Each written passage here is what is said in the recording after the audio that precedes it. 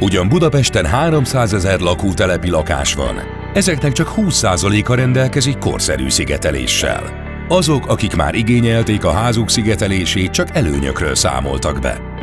Köszönhetően a 379 lecserélt ablaknak, a tetőre épített napkollektornak, az új rendszerű radiátoroknak és a homlokzati hőszigetelésnek az itt lakóknak gazdaságosabb és komfortosabb lett az otthonuk. Az energetikai korszerűsítésnek köszönhetően várhatóan az 5-ére csökken az épület energiafogyasztása. Azok a lakótelepen élők, akiknek az épülete teljes körű szigetelést kapott, kevesebb rezsit fizetnek, nagyobb kényelemben élnek, értékesebb lesz a lakásuk, és a környezetet is sokkal kevésbé terhelik.